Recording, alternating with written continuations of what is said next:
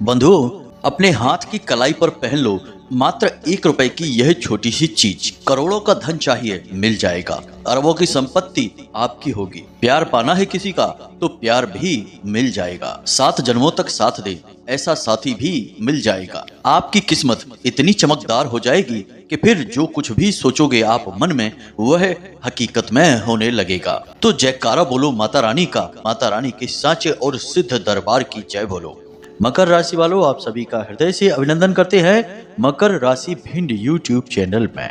बंधुओं, जिस चीज की भी आप कल्पना करते हो, मन में सोचते हो, वह चीज आपके पास खिंची चली आएगी। अब चाहे वह कोई औरत ही क्यों न हो, वह भी आपकी ओर खिंची चली आएगी। शादी नहीं हो रही है तो शादी भी हो जाएगी। संतान का सुख नहीं मिल रहा है तो वह भी मिल जाएगा। बस आपको अपने हाथ की कलाई पर पहनना है मात्र यह एक छोटी सी चीज, जिसकी कीमत केवल 1 रुपया है। इस चीज को पूरे नियम के साथ आपको अपनी कलाई पर पहनना है और इसके जादू को होते हुए अपनी आंखों के सामने देखना है। जी हाँ प्रिय बंधुओं, आपका भाग्य बहुत शक्तिशाली हो जाएगा। किस्मत हीरे की जैसी चमकने लगेगी। तो बंधुओं, ध्यान से सुनो। इस एक चीज का वर्णन तो हमारे वेद पुराणों और शास्त्रों में भी किया गया है। पुराने जमाने में चाहे कोई राजा महाराजा हो, चाहे कोई वीर योद्धा या फिर सैनिक हो, या फिर कोई ऋषि मुनि ही क्यों न हो, अपने काम में कामयाबी हासिल करने के लिए ये लोग इस एक चीज को अपनी कलाई पर जरूर धारण किया करते थे। अब इसे अपनी कलाई पर पहनने के बाद राजा महाराजाओं को युद्ध में जीत हासिल हुआ करती थी।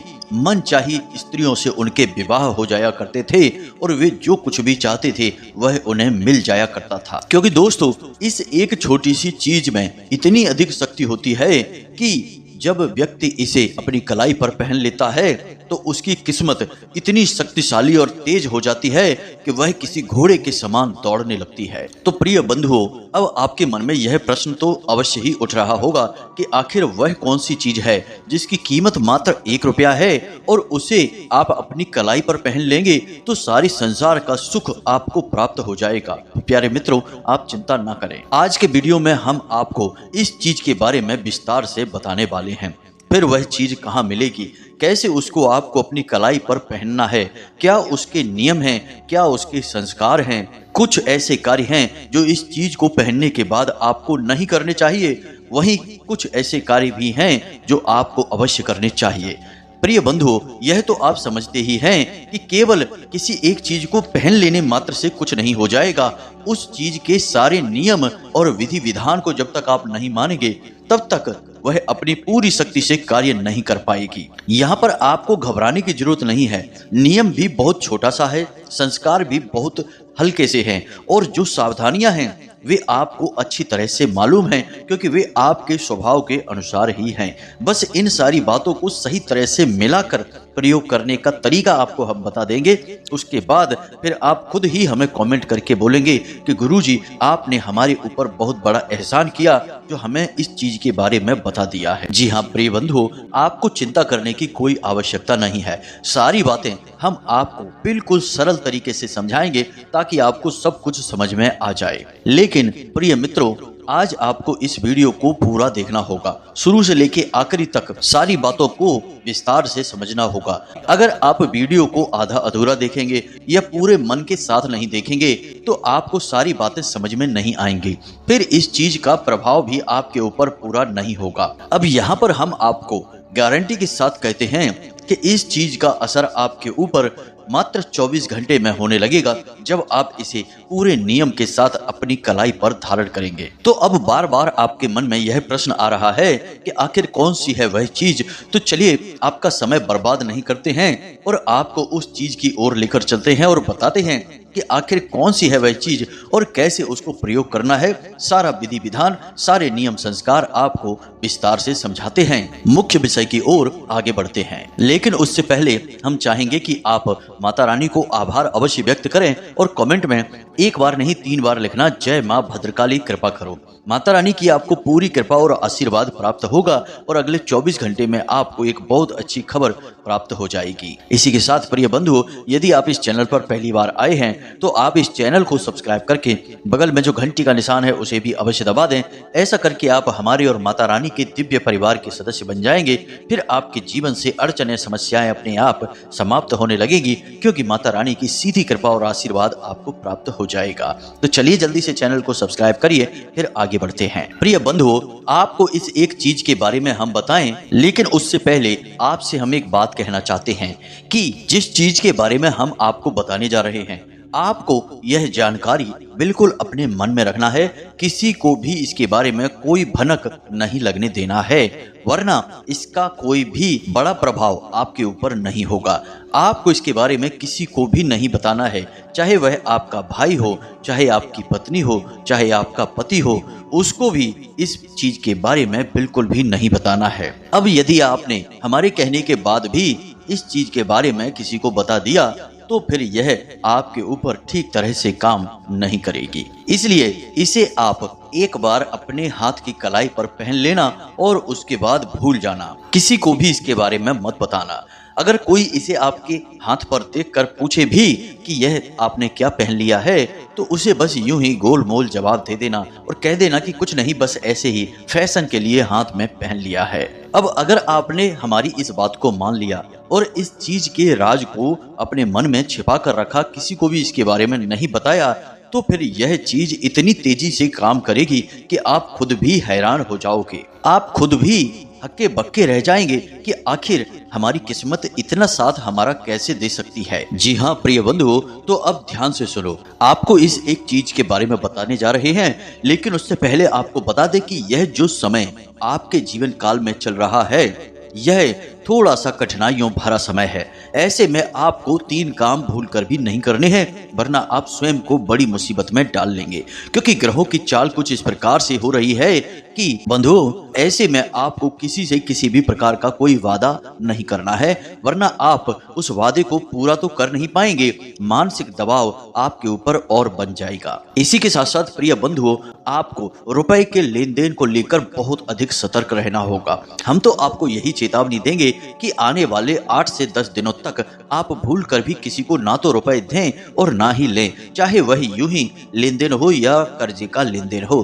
किसी भी प्रकार का लेन देन आप इस समय में ना करें। हाँ, लेकिन यदि आपका कोई पुराना कर्जा है और आपके पास ऐसी कोई व्यवस्था बन चुकी है, तो उस कर्जे को आप इस समय में चुका सकते हैं। यह एक अच्छा समय है, क्योंकि आने वाले 10 दिनों में यदि आप अपने पुराने कर्जे को चुका देंगे तो आपके ऊपर फिर भविष्य में किसी भी प्रकार का कर्जा नहीं बनेगा। याद रखना कि जीवन में कर्जा लेना देना, हानि लाभ, परेशानियां जो भी कुछ है, वे सब हमारे आसपास की ऊर्जाओं पर आधारित होती हैं। अब एक और विशेष बात, प्रिय बंधुओं, आपको किसी के साथ भी बहस नहीं करनी है, वाद विवाद नहीं करना है और अपनी वाणी पर पूर्ण संयम रखना होगा। जहां जरूरत नहीं है वहां आपको बोलना नहीं है और बिना मतलब के किसी की चल रही चर्चाओं में बीच में नहीं कूदना है और अपनी राय या सलाह मशवरा नहीं करना है। ऐसा करने से विवाद उत्पन्न होंगे, झगड़े हो सकते हैं और आपके ऊपर मानसिक दबाव बन सकता है और आपकी समय और ऊर्जा दोनों ही बर्बाद हो जाएंगे। अब एक सबसे महत्वपूर्ण बात कि कोई पुरानी ऐसी घटना है, कोई ऐसी बात है जिसकी वजह से आपका मन अशांत रहेगा। अपने काम धंधे व्यापार की जो बातें हैं, गुप्त बातें हैं, उनके बारे में किसी से कोई चर्चा ना करें और जो जरूरी और महत्वपूर्ण कार्य हैं उन्हें आप स्वयं ही करें।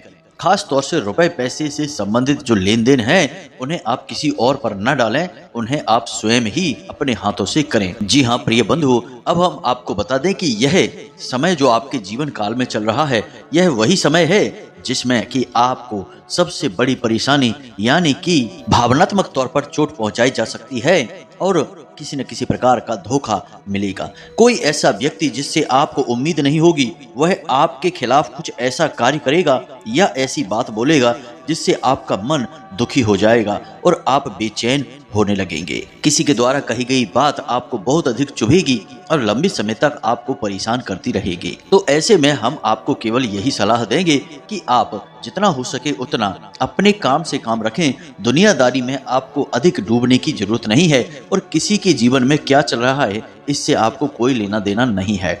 कोई आपके बारे में क्या कह रहा है, यह उसके अपने विचार हैं। आप कैसे हैं ये आप अच्छी तरह से जानते हैं। तो ऐसे में आपको किसी की बातों से कोई फर्क नहीं पड़ना चाहिए। आपको अपने ऊपर पूरा नियंत्रण रखना होगा, तभी आप चैन से जीवन जी पाएंगे और परेशानियों से भी बाहर निकल पाएंगे। जी हाँ बंधुओं, तो यह तो आपका राशिफल था। अब हम आपको बताते हैं उस एक चीज के बारे में, इसे आप जरा ध्यान से सुनिए। लाल किताब में एक बेहद ही शक्तिशाली चीज के बारे में बताया जाता है कि जिसे यदि कोई भी व्यक्ति अपने हाथ में धारण कर ले तो रातों रात उसकी किस्मत चमक उठती है और इसके जीवन में हर वह चीज आकर्षित होने लगती है जिसे वह चाहता है। जी हाँ बंधुओं, तो अब ध्यान से सुने, सारी बातें हम आपको विस्तार से बताने जा रहे हैं। प्रिय बंधुओं, अक्सर ऐसा देखा जाता है कि लोग अपनी कलाई पर कुछ भी पहनने से पहले ज्यादा विचार नहीं करते हैं। हमने कई बार ऐसा देखा है कि लोग अपनी कलाई पर सजावटी सामान के तौर पर यूं ही कुछ भी पहने रहते हैं। जैसे कि कुछ लोग चमड़ी से बनी हुई चीजें, जैसे कि कोई बना हुआ डिजाइन का ब्रेसलेट है या यूं ही पट्टा या कुछ भी डिजाइन से बनी हुई चीजें हैं जो चमड़े की हैं या फिर प्लास्टिक की हैं, उन्हें पहन लेते हैं। यह बहुत ही खतरनाक होता है। इससे उनके दुर्भाग्य का निर्माण होता है और सबसे बड़ी बात कि नकारात्मक शक्तियां उनकी ओर आकर्षित होती हैं और उनके बनते हुए कार्यों में बाधा उत्पन्न होती है। प्रिय बंधु, हमारे शास्त्रों में जैसे कि सामुद्रिक शास्त्र की बात करें तो उसमें हमारे शरीर के अलग अलग भागों पर अलग अलग चीजें पहनने के विधान हैं। जैसे कि हम गले में, अपनी कलाई पर या फिर अपनी कमर या फिर पैरों के निचले भाग पर कुछ भी धारण कर सकते हैं। कैसे धारण करना है उनके अलग अलग विधान हैं और उनके अलग अलग नियम हैं। लेकिन कलाई पर हम जो चीजें धारण करते हैं उनका बहुत अधिक महत्व होता है, क्योंकि इस संसार में हम चाहे अपने जीवन में कुछ भी लेकर आए या फिर किसी को कुछ भी दें, अपने हाथों के माध्यम से ही लेन देन किए जाते हैं। यानी कि जीवन में कुछ भी लाना या फिर बाहर निकालना, इसमें हाथों का बड़ा योगदान है। तो ऐसे में हाथों में धारण की जाने वाली चीजों का महत्व बहुत अधिक बढ़ जाता है। अब कुछ लोग अपने हाथों में पवित्र कड़ा या चूड़ा पहन लेते हैं। कोई बुराई नहीं है, अवश्य ही आप पहनिए।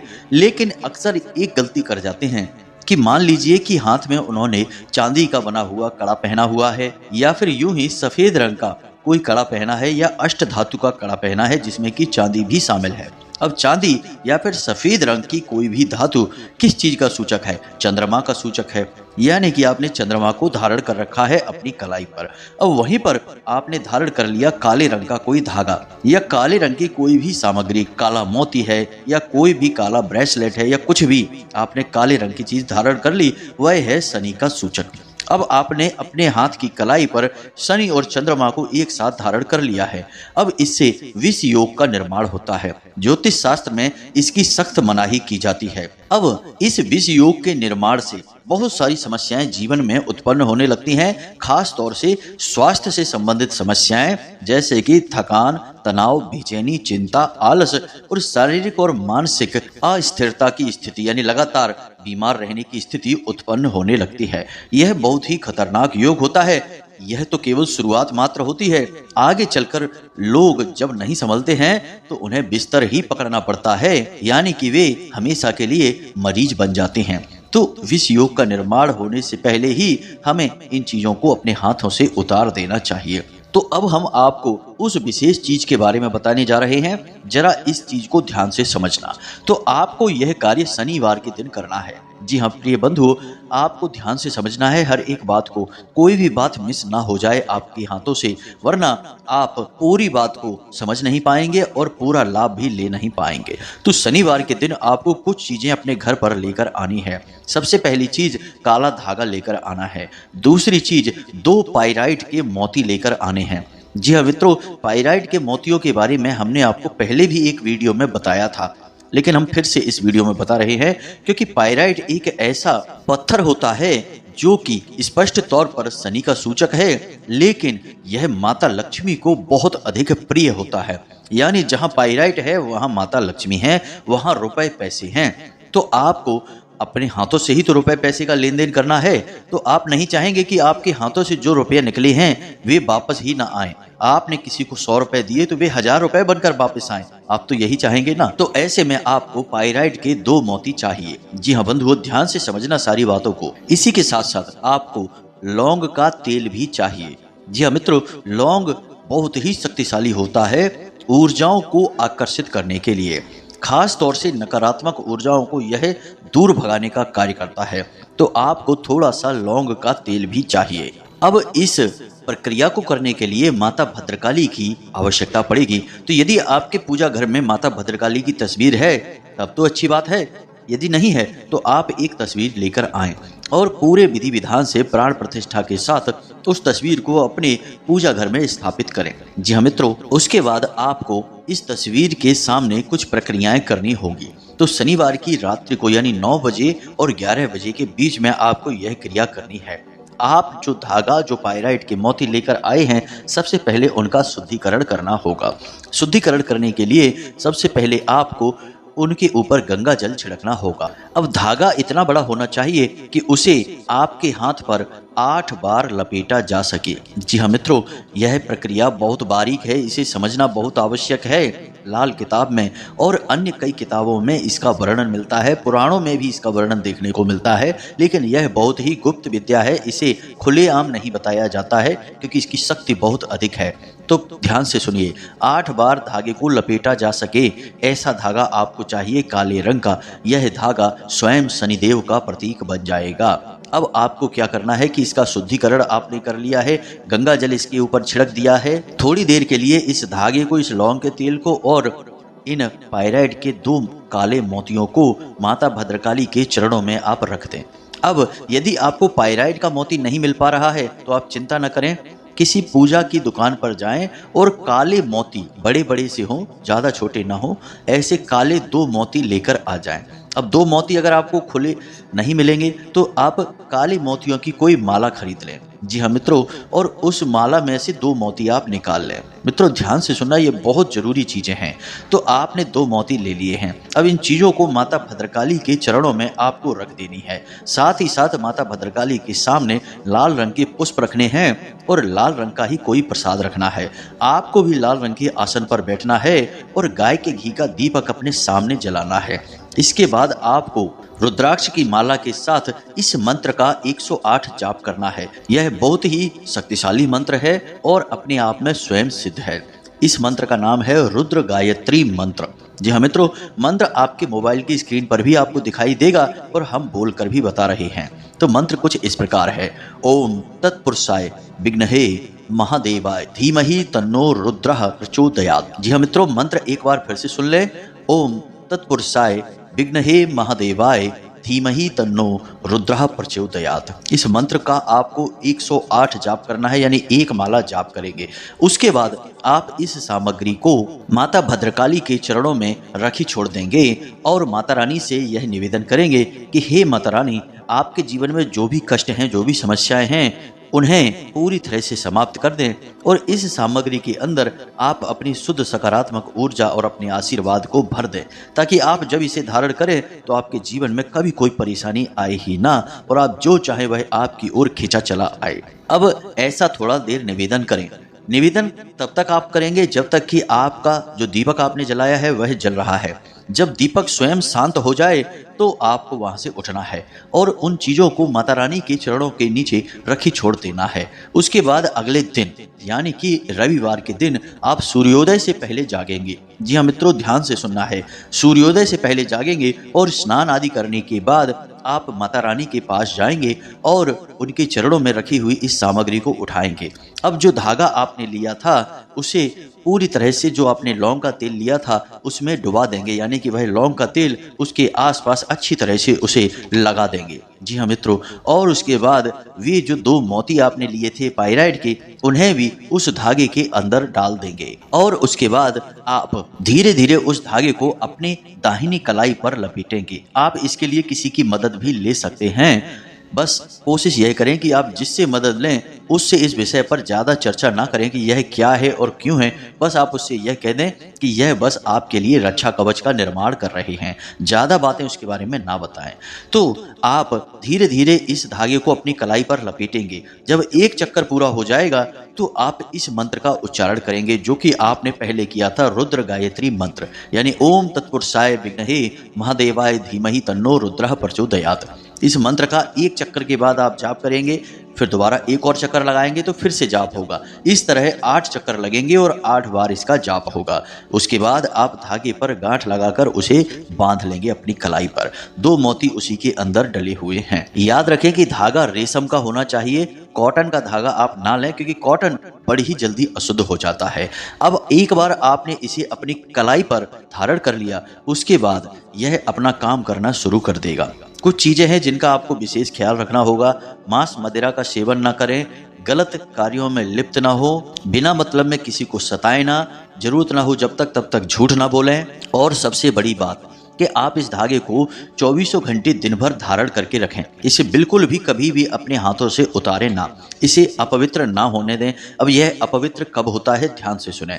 आपकी दैनिक क्रियाओं में यह अपवित्र नहीं होगा। आप स्नान आदि करते हैं, शौच जाते हैं, तो यह अपवित्र नहीं होगा, क्योंकि यह आपकी ऊर्जा से सही संतुलन बना लेगा। और अपवित्र यह कब होगा, इसे आप ध्यान से सुनिए। यदि इसे महिलाएं बांधती हैं, जो शादीशुदा महिलाएं हैं, विवाहिता हैं, वे अपने बाएं हाथ पर बांधेंगी और मासिक धर्म यानी कि रजस्वला के समय इसे उन्हें उतारना होगा। इसी प्रकार पुरुष यदि बांधते हैं तो यदि वे किसी की शव यात्रा में जा रहे हैं, शामिल हो रहे हैं, तब उन्हें इसे उतारना होगा। इसी प्रकार यदि घर में किसी प्रकार का विशेष सूतक पातक हो जाता है तो यह अपवित्र हो जाता है। पहले ही इसे उतार देंगे तो इसकी पवित्रता बनी रहेगी, लेकिन यदि आपने इसे पहने रखा और ऐसी परिस्थिति में आप आ जाते हैं तो यह अपवित्र हो जाता है। तो अब मान लो कि यदि यह एक बार अपवित्र हो जाता है तो आप क्या करें, तो आपको यह धागा बदलना होगा। मोती आप ज्यों के त्यों रखें, पुनः इसे पवित्र कर लें, शुद्धता कर लें, और शुद्धता करने के लिए इन मोतियों को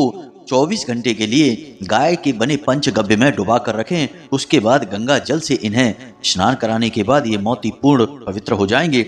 उसके बाद किसी नए काले धागे में लौंग के तेल में डुबाकर इसे पुनः से इसी प्रक्रिया के साथ शनिवार के दिन आप अपनी कलाई पर बांध लें। फिर से यह अपना कार्य करना शुरू कर देगा। अब जो पुराना धागा है उसे आप किसी बहते हुए जल में प्रवाहित कर दें, या फिर किसी पौधे की, जो पवित्र पौधे होते हैं, उनकी मिट्टी में जड़ के नीचे दबा दें। निर्माल्य की तरह इसका प्रयोग करें। उम्मीद है कि जो बातें हमने आपको बताई हैं वो आपको अच्छी तरह से समझ में आ गई होगी। फिर भी यदि कोई प्रश्न आपके मन में उठता है तो आप हमसे कमेंट करके पूछ सकते हैं, या फिर व्हाट्सएप जो कि डिस्क्रिप्शन में दिया गया है उस पर आप मैसेज करके पूछ सकते हैं। वैसे तो हमने सारी बातें आपको विस्तार से बताने की कोशिश की है, फिर भी कुछ छूट गया हो तो आप पूछ सकते हैं, कोई समस्या नहीं है, आपको जवाब दे दिया जाएगा। असल में हमारे जीवन में व्यस्तता बहुत रहती है। माता रानी की सेवा में, पूजा पाठ और आराधना में और कुछ विशेष साधनाओं में हमारा समय अधिक बीतता है। तो ऐसे में समय कम मिल पाने की वजह से हो सकता है आपको जवाब मिलने में थोड़ी सी देर हो जाए, लेकिन आप धैर्य से अपने जवाबों का इंतजार करें। हम जब देखेंगे तो आपको जवाब अवश्य देंगे। इसी के साथ साथ आज के इस वीडियो को विराम देते हैं। हमेशा हंसते रहिए, मुस्कुराते रहिए, सकारात्मक रहिए। माता रानी की आपके ऊपर पूरी कृपा और आशीर्वाद हो चुके हैं, तभी आप इस वीडियो को देख रहे हैं। तो पूरे प्रेम और भाव के साथ में बोलिए जय माई की, जय मां भद्रकाली। मिलते हैं अगले ज्ञानवर्धक वीडियो में, तब तक के लिए धन्यवाद। जय माई की। माता रानी आपका कल्याण करें।